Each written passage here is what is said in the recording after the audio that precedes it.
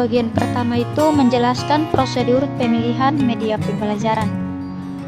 Media pembelajaran yang efektif dan efisien serta menyenangkan menjadi kebutuhan dalam proses pembelajaran.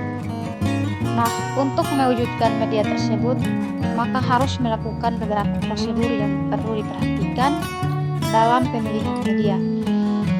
Perkembangan teknologi di era milenial semakin menuntut seorang pendidik untuk memilih media yang dapat menjawab berbagai macam kebutuhan pelajar peserta didik.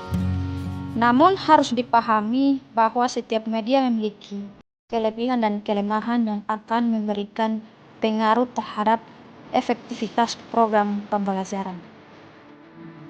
Media yang sempurna tidak akan ditemukan, sehingga peran pendidik sebagai fasilitator dalam pembelajaran akan menyempurnakan media yang dipilih. Nah, dengan kata lain, dapat digunakan dalam semua situasi, semua karakteristik siswa, dan semua mata pelajaran. Namun, media sifatnya kondisional dan kontekstual sesuai dengan kebutuhan. Di sini, prosedur pemilihan media pembelajaran dibagi dalam dua prosedur. Yang pertama itu prosedur pemilihan model assessor. Prosedur pemilihan model assessor dibagi dalam beberapa langkah, yang itu pertama, analisis karakteristik pembelajar. Lalu yang kedua, tujuan negara. Lalu yang ketiga itu pilih, modifikasi atau desing material. Lalu yang keempat, memanfaatkan bahan. Lalu yang kelima, membutuhkan ketahanan pelajar. Lalu yang keenam, evaluasi. Pada bagian prosedur pemilih model Anderson. Anderson membagi proses pemilihan media menjadi 6 langkah. Masing-masing langkah dikaji sampai pada akhir langkah itu melakukan kegiatan perancangan dan produksi media. Langkah yang pertama itu langkah awal.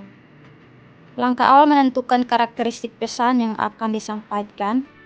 Apakah pesan tersebut berupa fakta, konsep, gagasan, hukum, teori yang sifatnya konseptual, atau pesan tersebut berupa instruksi. Lalu yang kedua itu mengkaji bagaimana metode yang tepat sesuai dengan karakteristik pesan pembelajaran.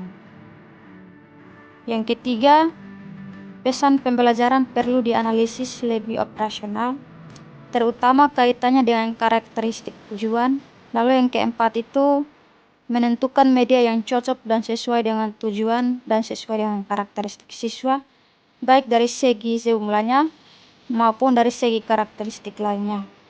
Yang kelima, evaluasi perlu dilakukan untuk mempertimbangkan lebih matang kelebihan dan kekurangan media yang telah menjadi pilihan. Dan yang keenam, langkah terakhir, melakukan perencanaan untuk pengembangan dan produksi media. Topik yang kedua itu menjelaskan prinsip pemilihan media pembelajaran. Pemilihan media merupakan keputusan yang menarik dan menentukan terhadap ketepatan jenis media yang akan digunakan, yang selanjutnya sangat mempengaruhi efektivitas dan efisiensi proses pembelajaran. Nah, dalam menentukan ketepatan media yang akan dipersiapkan dan digunakan melalui proses pengambilan keputusan adalah berhubungan dengan kemampuan yang dimiliki oleh media, termasuk kelebihan dari karakteristik media yang bersangkutan yang dihubungkan dengan berbagai komponen pembelajaran. Namun, belum tentu jenis media yang mahal, yang lebih modern, yang lebih serba maju akan mendukung terciptanya pembelajaran yang efektif dan efisien. Namun sebaliknya, jenis media sederhana, harganya murah, mudah dibuat, atau mudah didapat mungkin lebih efektif dan efisiensi dibanding yang lebih modern tersebut. Begitu juga posisi media dalam pola pembelajaran yang akan dilaksanakan sangat mempengaruhi ketepatan jenis media yang akan digunakan. Menurut Abidin 2016, ada beberapa proses pemilihan media. Yang pertama itu adanya kejelasan maksud dan tujuan pemilihan media. Tujuan pemilihan media yang harus dihubungkan dengan tujuan dari penggunaan media, yaitu tujuan penggunaan media dapat bermacam-macam, seperti sekedar pengisi waktu, untuk hiburan, untuk informasi umum, dan untuk pembelajaran. Yang kedua, adanya familiaritas media. Jika dihubungkan dengan karakteristik setiap media tersebut terhadap komponen pembelajaran akan mempunyai konsekuensi yang berbeda. Yang misalnya dihubungkan dengan tujuan pembelajaran media tertentu secara efisiensi dan efektif dapat mencapai tujuan kognitif. Tetapi media tertentu yang lain tidak bisa secara efektif. Yang ketiga itu ada sejumlah media pembelajaran yang dapat dipilih atau dibandingkan. Nah, sekalipun telah dikenal betul tentang sifat dan karakteristik dari berbagai macam media, tidak akan ada gunanya jika tidak tersedia sejumlah media yang akan dipilih. Karena pada hakikatnya pemilihan adalah proses pengambilan keputusan untuk menetapkan media yang paling cocok dipakai untuk kegiatan pembelajaran. Berarti harus terdapat sejumlah media yang dipilih.